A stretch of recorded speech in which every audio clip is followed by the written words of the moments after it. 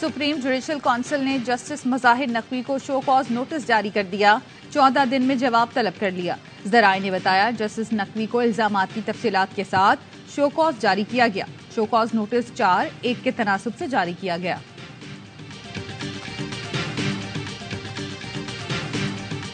शुमाली वज़ीरिस्तान के इलाके रजमक में फोर्सेस की गाड़ी IED से टकरा गई। धमाके से लांस नाइक एहसान बादशाह और लांस नाइक साजिद हुसैन शहीद।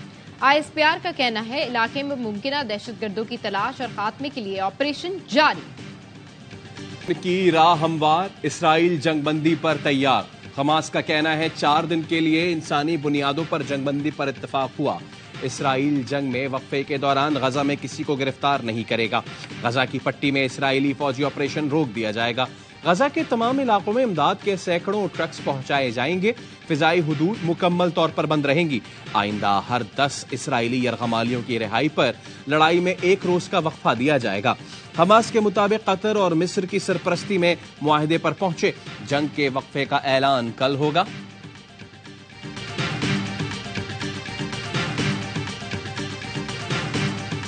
जंग बंदी पर इत्तेफाक होते हुए भी इसराइल ने 100 फलस्तीनी शहीद कर दिए। गजा की पट्टी पर इसराइली फौज की कार्रवाइयां, कमाल उद्वान अस्पताल के अतराफ शेलिंग और बमबारी से दर्जनों शहरी शहीद। तोलकरम कैंप पर भी इसराइली तैयारों ने बम बरसाए, 5 फलस्तीनी जान से गए। खान यूनिस और इंडोनेशिया अस्पताल पर भी बमबारी ने दर्जनों जानें ले ली। गजा में अब तक 14,000 से ज्यादा फलस्तीनी शहीद हो चुके हैं, जिनमें 5,800 से ज्यादा बच्चे शामिल हैं। इसराइल जेर हिरासत फलस्तीनियों को कत्ल करने लगा। खान यूनिस में 100 शहीदों की इज्तिमाई तदफीन।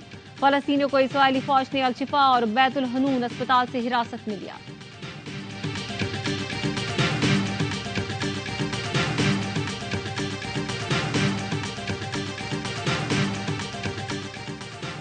लापता बलोच तलबा लाए या वजीर आजम खुद आए। इस्लामाबाद हाई कोर्ट ने निगरां वजीर आजम को पेश होने का हुक्म दे दिया। जबरी गुमशुदगी कमीशन की सिफारिशात पर अमल दरामद केस में हुक्म दिया। सियासतदान का वक्त है। 55 लापता बलोच तलबा पेश करें वरना वजीर आजम हाजिर हो। वजीर दिफा, वजीर दाखिला और सेक्रेटरीज को भी 29 नवंबर को तलब कर लिया। अदालत का वुज़रा कमेटी की 1 सफ़े पर मुश्तमिल 6 निकाती रिपोर्ट पर अदम इत्मीनान और बरहमी का इज़हार। जस्टिस मोहसिन अख्तर कियानी ने रिमार्क्स दिए, रिपोर्ट इस अदालत के लिए शर्म का मुकाम है। वजीर आजम और वजीर दाखिला बलूचिस्तान से हैं। एहसास होना चाहिए था ये बलोच तलबा का मामला है। क्या मामला अक़वाम मुत्तहिदा भेजे, अपने मुल्क की बेइज्जती कराएं? एडिशनल अटॉर्नी जनरल बार बार वजीर आजम और वुज़रा को ना बुलाने की इस्तदा करते रहे। अदालत ने कहा उनको बुलाना कोई रॉकेट साइंस नहीं। इस मुल्क के लोगों के साथ इससे बढ़कर और क्या तौहीन होगी कि लोग गुमशुदा हो रहे हैं। 7 दिन का वक्त देता हूं, अमल दरामद करें।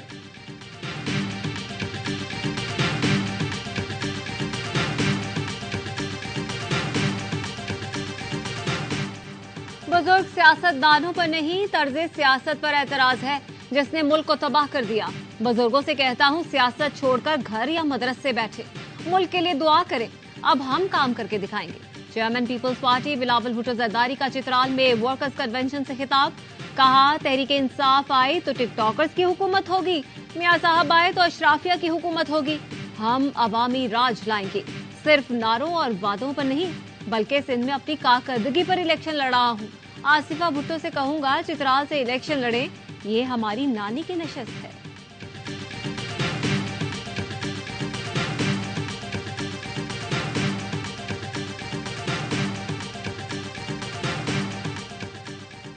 नवाज शरीफ की क़यादत में नून लीग हमेशा कौम के एतमाद और तवक्कुआत पर पूरा उतरी। इलेक्शन जीत कर अवाम को मुआशी तरक्की का तोहफा देंगे। शहबाज शरीफ की साबिक अरकान पार्लियामेंट से मुलाकात में गुफ्तगू। कहा मुस्लिम लीग नून पाकिस्तान की सबसे बड़ी और नुमाइंदा जमात है। अवाम को महंगाई से निजात दिलाना अव्वलीन चैलेंज, मुआशी बदहाली का खात्मा कौमी एजेंडा है।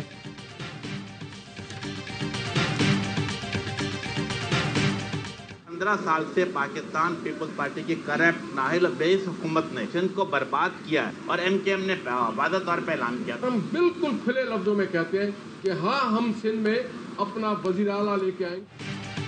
MKM पाकिस्तान और लीगी रहनुमाओं के दरमियान एक और सियासी बैठक, इंतखाबी इत्तेहाद समेत दीगर उमूर पर गुफ्तगू। MKM ने मौक़िफ़ अपनाया, सीट एडजस्टमेंट 2013 के इलेक्शन नताइज पर किया जाए। अमीनुल हक बोले, पीपल्स पार्टी ने सिंध को बर्बाद कर दिया। हम ऐसी हिकमत अमली बनाएंगे कि आइंदा वजीर आला एमकेएम और इत्तेहादियों का होगा। निहाल हाशमी ने कहा, सिंध में शहबाज पीर लेकर आएंगे। शहबाज पीर सिंध के नौजवानों का हक है।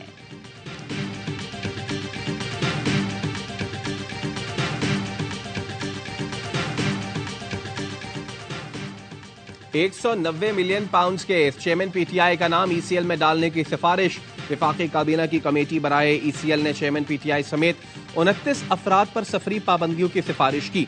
नैब की सिफारिश पर चेयरमैन पीटीआई बुशरा बीबी, फरज शहजादी, शहजाद अकबर, मुराद सईद और जमीन फराहम करने वाले अफराद के नाम ईसीएल में डालने का कहा गया था। ब्यूरोक्रेट्स और रेवेन्यू अफसरान के नाम भी शामिल हैं। जराये का कहना है शाह महमूद कुरैशी और असद उमर के नाम भी फहरिस्त में शामिल हैं। ज़ेली कमेटी के इजलास में निगरान वजीर दाखिला सरफराज बुख्ती, शाहिद अशरफ तारड़ और दीगर हुक्काम ने शिरकत की। ज़ेली कमेटी की सिफारिशात हतमी मंजूरी के लिए निगरान विफाकी काबीना को अरसाल की जाएंगी।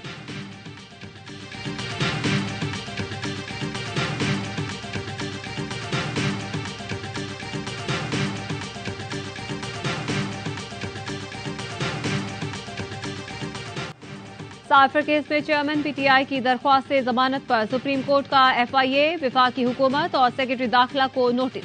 चेयरमैन पीटीआई के वकील के आइंदा तारीख देने की इस्तदा मुस्तरद।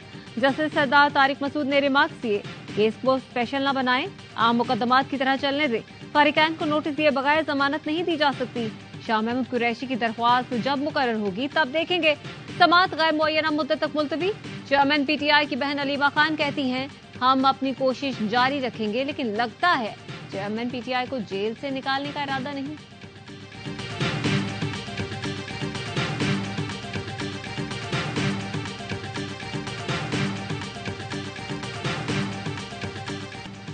वर्ल्ड चैंपियंस की वतन वापसी। ऑस्ट्रेलियाई खिलाड़ी वर्ल्ड कप जीतने के बाद भारत से ऑस्ट्रेलिया पहुंच गए।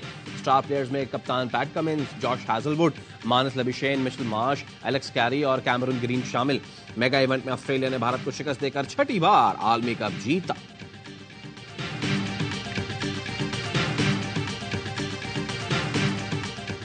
क्रिकेटर इमामुल हक दुल्हनिया लाने को तैयार। लाहौर में शादी की तैयारियां शुरू। अनमोल महमूद का रूसी लिबास में फोटोशूट। स्टार क्रिकेटर दौरा ऑस्ट्रेलिया पर रवानगी से कबल शादी के बंधन में बंध जाएंगे।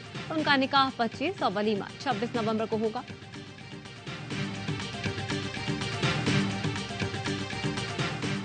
कैसे होगी मुकाबले की तैयारी? नेशनल टी20 कप में खिलाड़ियों की मुश्किलात बढ़ गईं। नाकिस इंतजामात, ग्राउंड की कमी के बायस टीमों की ट्रेनिंग मुतासिर। इंतजामिया ने प्लेयर्स को स्पाइक शूज पहनने से भी रोक दिया।